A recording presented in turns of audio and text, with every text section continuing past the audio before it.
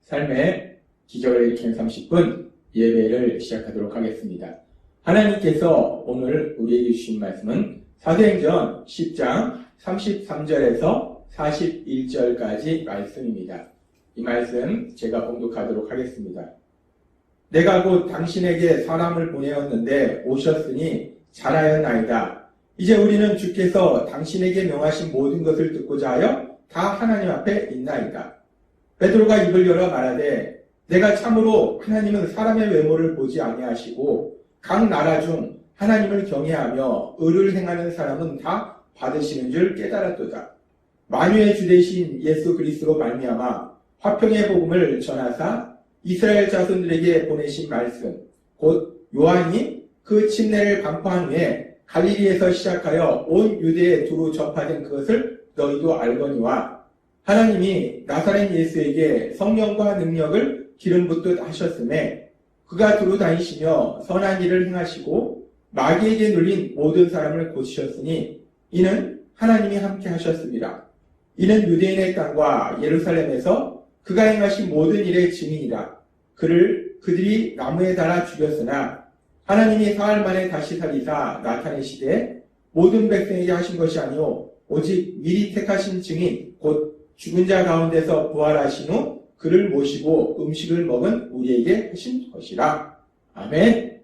오늘 이 시간 하나님께서 우리에게 주신 말씀을 듣기 전에 잠시 기도하는 시간 갖도록 하겠습니다. 하나님 아버지 감사합니다. 오늘도 연약하고 어리석고 미련한 저희를 사랑하셔서 우리 하나님 친히 저희를 만나주시고 저희에게 말씀하여 주시니 감사합니다. 하나님 아버지 오늘도 저희의 마음의 문을 활짝 열어주셔서 우리를 사랑하신 하나님이 우리에게 주시는 그 말씀을 듣게 하시고 그 말씀을 믿음으로 인해서 담대하게 세상을 살아가는 저희가 될 수 있도록 은혜 베풀어 주옵소서. 예수님의 이름으로 감사하며 기도드리옵나이다. 아멘. 사도행전의 말씀은 예수님께서 말씀하신 것처럼 성령님이 임하시고 오순절날 드디어 예수님을 믿는 사람들에게 성령님이 임하심으로 인해서 이제 예루살렘뿐만 아니라 사마리아와 그 주변의 모든 지역의 사람들까지도 구원받는 귀한 역사들이 일어납니다. 그런데 그렇게 예루살렘뿐만 아니라 사마리아뿐만 아니라 그 주변의 지역의 사람들도 구원받는데 구원받긴 하는데 아직은 하나님께서 선택하셨던 민족 이스라엘 백성 그 유대인들에게만 복음이 전해졌고 그 유대인들에게만 구원이 이르렀어요.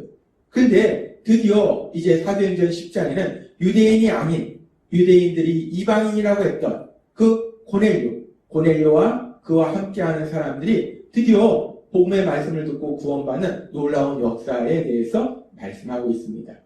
그러면서 그렇게 이방인 고넬료가 구원받는 그 과정에 대해서 사도행전 10장은 자세하게 말씀하고 있는데 그 사도행전 10장의 말씀을 우리가 조금 더 자세히 살펴보면 사도행전 10장 1절에서 8절은 하나님께서 고넬료에게 천사를 보내주셔서 베드로를 청하라 라고 말씀하시는 그런 장면이 있습니다.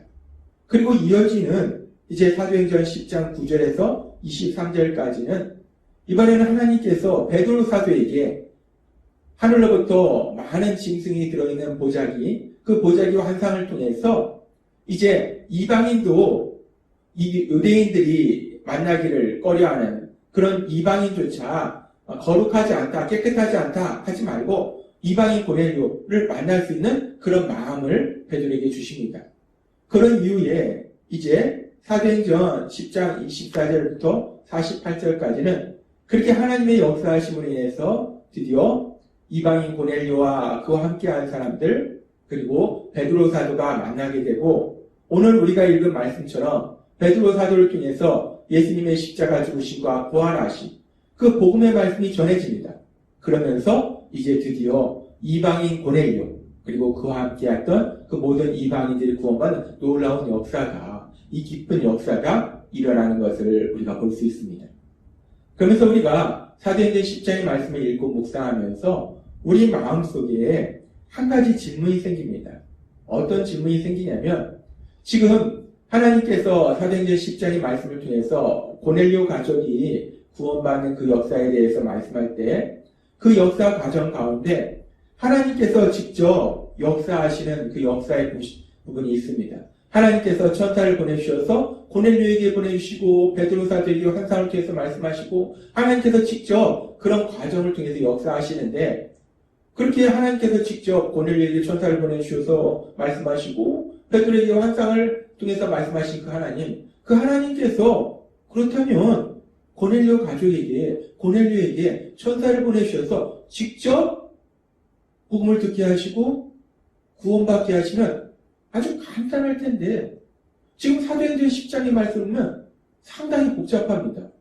하나님이 천사를 보내주셔서 고넬료에게 천사를 보내주셔서 말씀하시고 베드로 사도를 환상을 통해서 말씀하시고 그래서 베드로 사도와 고넬료가 만나고 그래서 결국 베드로 사도를 통해서 복음이 전파돼서 고넬료 가정이 구원받는다는 우리가 이 말씀을 읽으면서 조금 이해되지 않습니다. 하나님이 직접적으로 역사하셔서 그렇게 천사를 보내주셔서 고넬료에게 베드로를 청하라라고 말씀하시던 그 하나님이 그럼 그렇게 복잡하게 일을 처리하실 것이 아니라 우리 생각에는 간단하게 그냥 처음부터 베드로 사도를 보낼 필요가 없이 그냥 처음부터 하나님께서 천사를 보내주셔서 고넬료에게 복음을 듣게 하셔서 그래서 구원받게 하시면 간단할 텐데 왜 하나님이 이렇게 복잡하게 고넬료에게 천사를 보내주시고 베드로에게 환상을 통해서 말씀하시고 결국 두 사람이 만나게 하시고 이런 복잡한 과정을 통해서 하나님이 이 고넬료 가정을 구원받게 하셨을까? 하나님께서는 천사를 통해서 복음을 직접 전하실 수 있는데 왜 직접 전하시지 않고 믿음의 사람 베드로 사도를 통해서 복음을 전하도록 하시는 것일까? 우리가 이런 부분에 대해서 사실 궁금합니다. 질문이 생길 수 있어요. 근데 이렇게 하나님께서 누군가를 구원하기 위해서 복잡하게 역사하시는 이런 부분은 지금 사도행전 10장뿐만 아니라 바로 앞에 나오는 사도행전 9장에서도 비슷한 상황이 벌어집니다. 사도행전 9장은 우리가 알다시피 예수님을 믿는 사람들을 강력하게 박해하던 그 사울이 구원받는 그 역사에 대해서 하나님께서 말씀하시는데 그 과정에서도 보면은 하나님이신 예수님께서 다마섹 도상에서 사울을 만나세요. 그리고 그 일로 인해서 사울이 앞을 보지 못하는 상태로 다마섹에 들어가고 그리고 그렇게 사울이 다마섹에 있을 때에 하나님께서 다마섹에 있는 믿음의 사람 아나니아에게 환상 중에 나타나셔서 사울에게 가서 안수하라 라고 말씀하십니다. 그리고 그렇게 아나니아에게 하나님께서 사울에게 가서 안수하라 말씀하실 뿐만 아니라 또한 사울에게도 하나님께서 말씀하신다는 거예요. 사도행전 9장 12절은 이렇게 말씀합니다. 그가 아나니아라 하는 사람이 들어와서 자기에게 안수하여 다시 보게 하는 것을 보았느니라 하시거늘 이라고 말씀합니다. 여기서 그가라는 것은 사울을 얘기하는 거예요. 아나니아에게 말씀할 때 사울이 지금 환상 중에 아나니아라는 사람이 자기한테 안수하여서 자기가 다시 보게 되는 그런 환상을 봤다. 내가 사울에게 그런 환상을 보여줬다 라고 하나님이 말씀하시는 거예요. 그렇게 하나님께서 사울에게 환상 중에 말씀하시고 아나니아에게 말씀하시고 그래서 결국 아나니아가 사울을 만나고 그래서 아나니아가 안수함으로 인해서 사울이 못 보던 것이 보게 되고 사울이 성령 충만함을 받게 되는 그 장면에 대해서 사도행전 9장은 말씀하고 있습니다. 우리가 사도행전 9장의 말씀을 우리가 깊게 묵상해보면 여기서도 우리가 사도행전 10장과 같은 질문을 할 수 있어요. 하나님께서 아나니아에게 환상 중에 나타나시고 사울에게 나타나시고 두 사람이 만나게 하셔서 아나니아, 믿음의 사람 아나니아가 안수함으로 사울이 성령 충만하도록 만들어주시는데 그렇게 하나님께서 직접적으로 역사하셨는데 그렇다면 이렇게 복잡하게 하나님께서 아나니아에게 나타나시고 사울에게 나타나시고 이러실 필요 없이 직접 하나님께서 사울에게 나타나셔서 성령 충만하게 하시고 복음을 전해주시고 구원받게 해주시면 될 텐데 왜 하나님께서 천사를 보내주셔서 직접 복음을 전하도록 하시지 않으시고 믿음의 사람 아나니아를 통해서 사울에게 안수하게 하시고 그 과정을 통해서 사울을 성령 충만하게 하시는 것일까? 왜 하나님께서는 직접 역사하시지 아니하고 믿음의 사람 아나니아를 통해서 역사하시는 걸까? 우리가 사도행전 9장과 10장의 말씀을 읽고 묵상하자면 똑같은 질문이 우리 안에 생긴다는 거예요. 분명히 하나님께서 사울을 구원하시고 성령 충만하게 하시고 고넬료 가족을 구원하신 그 과정 속에서 하나님께서 분명히 천사들을 보내주셔서 환상 중에 역사하신, 직접적으로 역사하신 그 일들이 있는데, 그렇다면 하나님께서 직접 천사를 보내주시든지 환상 중에 복음을 듣게 하셔서 구원받게 하시면 간단할 텐데, 왜 하나님께서는 천사를 보내주셔서 이 사람에게 나타나게 하시고 저 사람에게 나타나게 하시고 그래서 두 사람이 만나게 하시고 그리고 결국은 그래서 믿음의 사람을 통해서 복음이 전파되게 하시고 그래서 그 복음을 들음으로 구원받도록 역사하시는 것일까? 왜 하나님은 이렇게 복잡하게 역사하시는 것일까? 왜 하나님은 직접 천사를 통해서 복음을 전해주시지 아니하고 믿음의 사람을 통해서 복음을 전하도록 하시는 것일까 하는 우리가 의문이 생길 수 있다는 겁니다.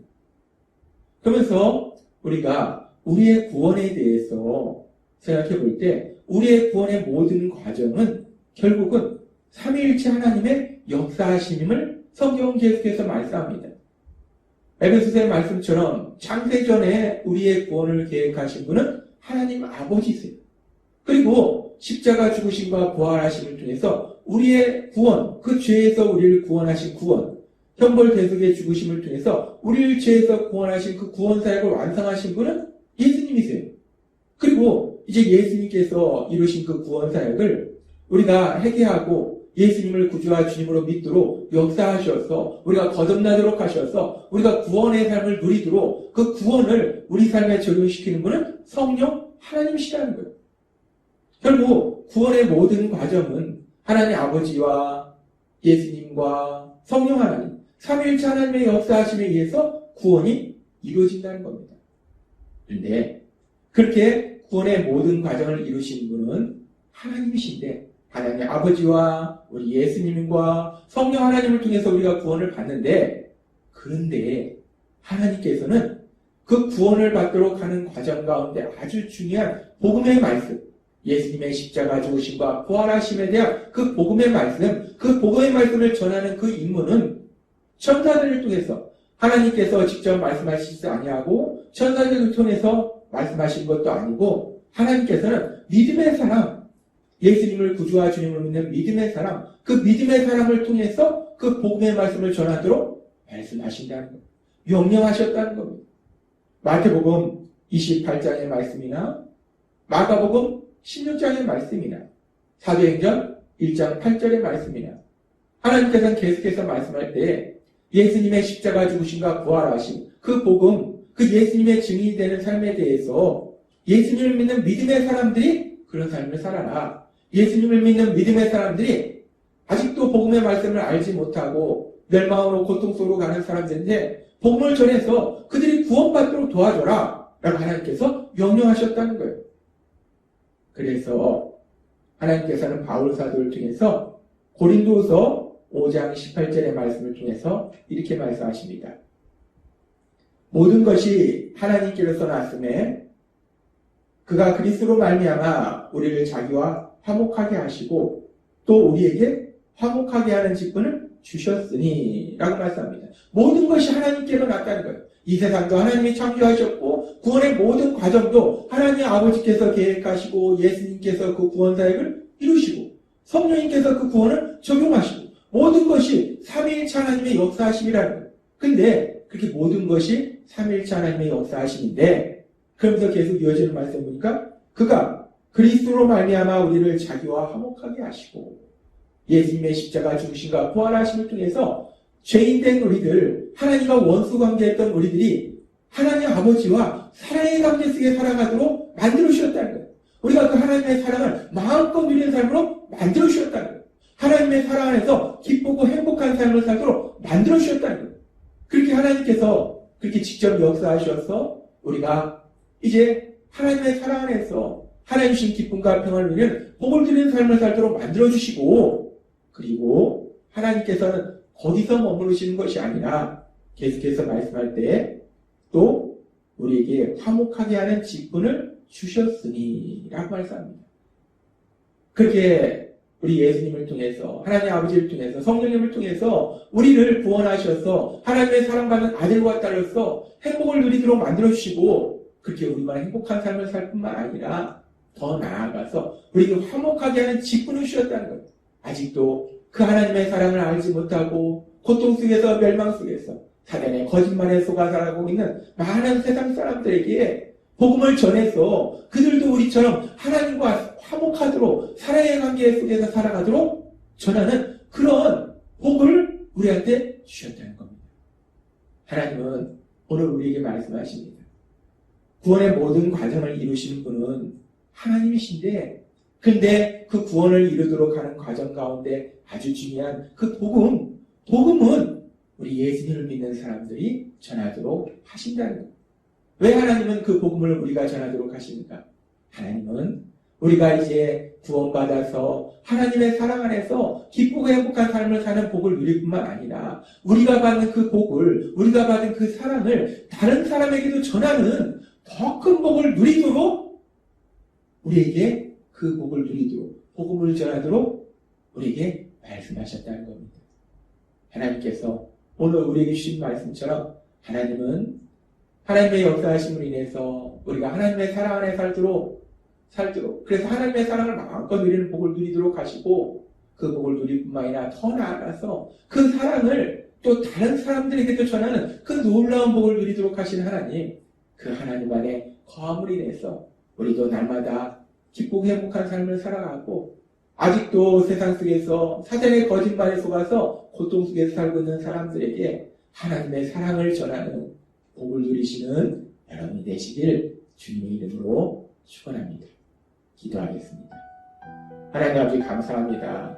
오늘도 주신 말씀처럼 하나님 아버지께서는 저희가 하나님의 사랑 안에 살아가는 복을 누리도록 하실 뿐만 아니라 그 놀라운 복을 세상 사람들에게 전하는 그 복을 또한 누리게 하시니 감사합니다. 우리가 하나님의 사랑 안에서 하나님 주신 복을 마음껏 누리고 또 그 사랑을 세상 사람들에게 전하는 복을 누리는 그런 귀한 삶을 살아가는 저희가 될 수 있도록 은혜 베풀어 주옵소서. 예수님의 이름으로 감사하며 기도드리옵나이다. 아멘. 이 시간도 하나님께서 우리 주신 말씀을 묵상하면서 조용히 기도하는 시간 갖도록 하겠습니다.